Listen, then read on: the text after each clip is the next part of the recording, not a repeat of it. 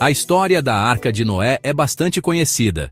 Vimos em livros infantis, filmes de Hollywood e, claro, em textos religiosos. É um conto de uma grande inundação que cobriu toda a terra, e um homem escolhido para salvar 2 animais de cada espécie, em uma arca gigante. Essa história cativa as pessoas há séculos. Mas quanto dela se sustenta sob o olhar científico? Uma inundação dessa magnitude poderia realmente acontecer? De onde viria tanta água e para onde ela iria depois? Essas são apenas algumas das perguntas que exploraremos ao examinar a história da Arca de Noé de uma perspectiva científica. Vamos começar com a inundação em si. Segundo a Bíblia, a inundação cobriu toda a terra, até as montanhas mais altas. Para submergir o Monte Everest, a montanha mais alta da Terra, seria necessário um nível de água mais de 8 quilômetros acima do nível do mar atual. De onde viria toda essa água? Alguns sugeriram reservatórios subterrâneos ou uma entrada massiva de água do espaço. No entanto, não há evidências científicas que sustentem essas afirmações. A quantidade de água subterrânea não chega nem perto de ser suficiente para inundar a Terra, e o impacto de um cometa, embora capaz de liberar grandes quantidades de água, geraria calor suficiente para evaporar os próprios oceanos que criou. O enorme volume de água necessário para causar uma inundação global simplesmente não existe na Terra, nem poderia chegar de outro lugar sem consequências catastróficas. Imagine, seria tipo um dilúvio bíblico na vida real, algo impensável. A história da Arca de Noé também não explica para onde foi toda a água depois que a inundação baixou. Para que a água recuasse dentro do prazo bíblico, ela precisaria desaparecer a uma taxa impossível. A evaporação por si só não seria suficiente. Alguns propõem que a água agora está armazenada nas calotas polares ou retornou aos reservatórios subterrâneos. No entanto, o volume de água nesses locais é muito pequeno para explicar uma inundação global. Além disso, uma entrada repentina de uma quantidade tão grande de água doce nos oceanos teria alterado drasticamente sua salinidade, com consequências devastadoras para a vida marinha. Uma verdadeira tragédia ecológica. O desaparecimento das águas da inundação continua sendo uma grande lacuna na narrativa da Arca de Noé. Agora, vamos considerar a própria arca. A Bíblia a descreve como uma embarcação enorme, mas mesmo os maiores navios já construídos são pequenos demais para a tarefa de abrigar todas as espécies da Terra. Os cientistas estimam que existam milhões de espécies animais em nosso planeta, incluindo insetos, pássaros, mamíferos, répteis e peixes. Mesmo com suposições generosas sobre o tamanho da arca, seria fisicamente impossível acomodar uma coleção tão vasta e diversificada. Além do grande número de animais, devemos também considerar o pesadelo logístico de cuidar deles.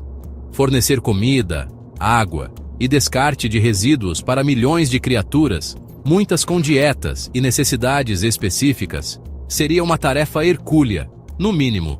A arca precisaria funcionar como um ecossistema autossustentável, um feito muito além das capacidades da construção naval e da pecuária antigas. Seria como tentar colocar todos os animais do zoológico de São Paulo e mais alguns dentro de um navio. Os desafios de um zoológico flutuante. Imagine a cacofonia de sons, o mau cheiro dos dejetos e os desafios de impedir a predação dentro dos limites apertados da arca. Predadores e presas, normalmente separados por grandes distâncias na natureza, seriam forçados a uma proximidade não natural.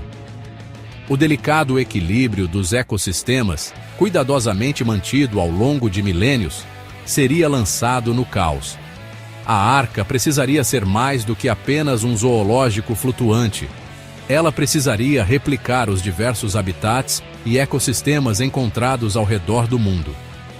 Dos desertos áridos às florestas tropicais exuberantes, Cada ambiente tem seu próprio delicado equilíbrio de vida, e recriar isso em um navio seria um desafio monumental, se não impossível.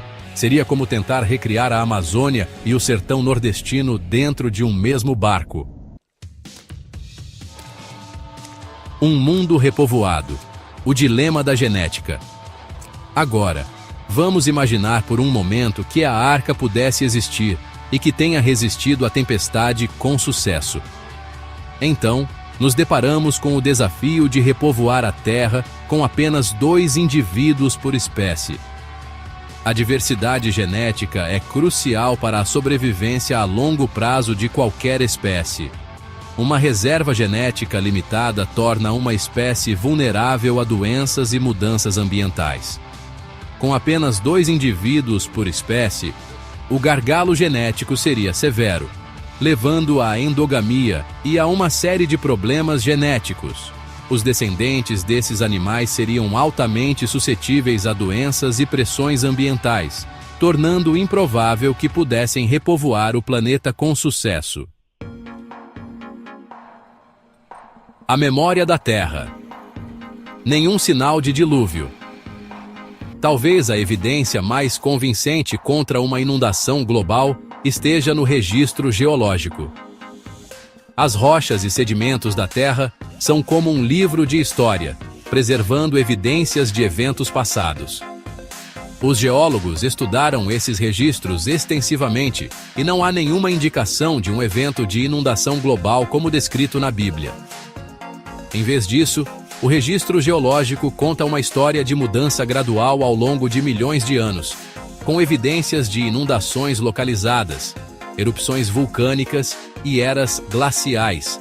Se uma inundação global tivesse ocorrido, ela teria deixado uma marca inconfundível no registro geológico, uma camada de sedimento depositada em todo o planeta. A ausência dessa camada sugere fortemente que uma inundação global nunca aconteceu. É como procurar por vestígios de um carnaval fora de época. Simplesmente não existem. Ecos de um dilúvio. Mitos de dilúvio em diferentes culturas. Curiosamente, a história de uma grande inundação não é exclusiva da Bíblia. Muitas culturas ao redor do mundo têm seus próprios mitos de dilúvio, muitas vezes com semelhanças impressionantes. Essas histórias normalmente envolvem uma divindade enviando uma inundação para punir a humanidade, com alguns escolhidos sobrevivendo para repovoar a Terra. Embora alguns possam ver esses mitos compartilhados como evidência de uma inundação global real, eles também podem ser interpretados como reflexos de experiências humanas comuns. Inundações são um desastre natural que afetou civilizações ao longo da história. Não é surpreendente que esses eventos fiquem gravados na memória cultural e sejam transmitidos através de gerações na forma de mitos e lendas, como as histórias do Saci Pererê e da Iara, que fazem parte do nosso folclore. Mito e realidade. Compreendendo a Arca de Noé. Então, onde isso nos deixa com a história da Arca de Noé? De uma perspectiva científica, as evidências sugerem de forma esmagadora que uma inundação global, como descrita na Bíblia, é impossível. A quantidade de água necessária, a logística da arca, os desafios da diversidade genética e a falta de evidências geológicas apontam para uma história que é mais mito do que realidade. Isso não diminui o significado cultural ou religioso da história, mas destaca a importância de separar o mito do fato científico. Os mitos têm um propósito, muitas vezes ensinando lições morais ou explicando o mundo natural por meio da narrativa. A ciência, por outro lado, busca entender o universo por meio da observação, experimentação e raciocínio baseado em evidências.